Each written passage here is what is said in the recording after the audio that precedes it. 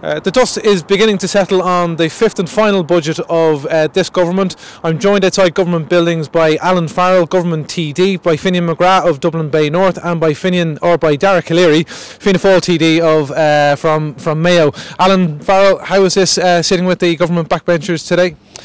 I think, as you mentioned, as the final instalment of the budget opportunities for this government, I think it's a fair reflection of the economic restoration that has occurred over the last number of years. It's given us a little bit of space in terms of the restoration of a number of cuts that were implemented over the last 7 or 8 years. But I suppose the most important one would be the USC, which will allow particularly lower income families take home more pay and ensuring that the government's priority of getting more people back to work is realised. Primarily from my perspective, reduction of taxation allows for more expenditure in one's community, which grows the local economy. Finian McGrath, a good budget's very hard to oppose, is it? No, I think that this government is living in a different world to many people in this state at the moment. We have people on trolleys, we have over 1,500 children that are emergency accommodation. We have major crises in our disability sector in relation to residential care and respite care, and I think there was an opportunity there for the government to invest more in services rather than going from the popular issue of tax cuts. I accept that it will be popular with some elements of society, but the elements that will be happy will be the more well off, and I don't think, from my point of view, it leaves a big section of the population way behind. Dara Calleary, your constituency rival of Taoiseach Enda Kenny, it's a very difficult budget to oppose from your point of view, or what would Fianna Fáil have done differently?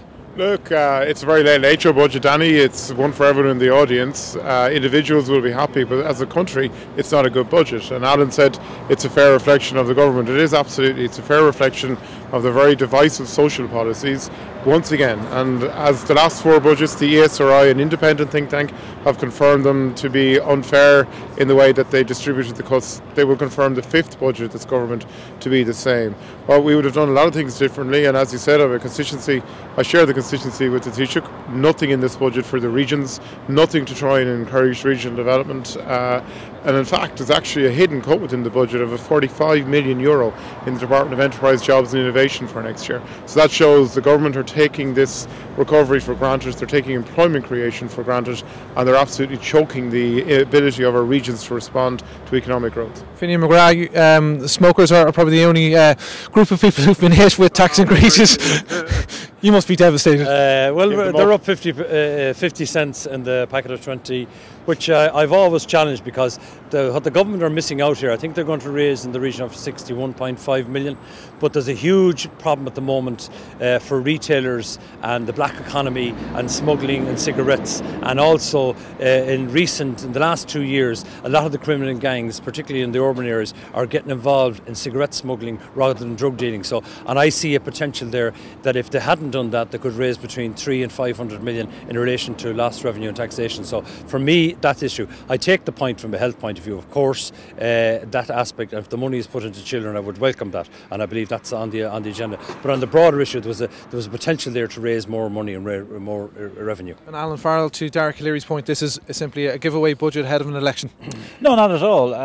This has been flagged for 7 years that the 2016 budget would be the first one without the influence of the Troika. We obviously have the fiscal compact to consider in terms of the fiscal space that we have to move, in this instance 1.5% of GDP. That allowed us to expend monies, I should say, primarily on reducing taxation, but also increasing public expenditure to deliver the services that Finian rightly mentioned have suffered greatly over the last almost decade. But this is now the time to invest in our future and ensure that the recovery that this country has felt over the last number of years extends to every household. I'm afraid I don't accept the point that Dara made in regards to an unequal budget. A person who pays income tax at a particular rate, resulting in income tax of maybe 10 or 15,000 euros, will get a proportionate amount of their income tax returned to them as part of the budgetary measures, and those on lower incomes, in a lot of cases have actually been removed from the tax net altogether as a result of successive There's a lot of hype too as well about the issue of the self-employed and small businesses. Of course, I welcome the tax credit issues, but there's also another major issue in relation to self-employed who go out of business or get sick, and we need to look after those people. The discrimination of the self-employed has been continued in that those who are self-employed earning over 100,000 are still paying a penal USC charge compared to what those in PAYE would. I'm going to wrap this up. Derek O'Leary, does this mean are we looking into an early election? When do you think the election is going to be? Election on. You know, I can't understand. The only thing Labour have done, the only time Labour have stood up to Alan and his colleagues in Fine Gael is over the date of the election. Bring the election on and let's have actually a real debate about where this country is going. Let's have a real debate about what this recovery means.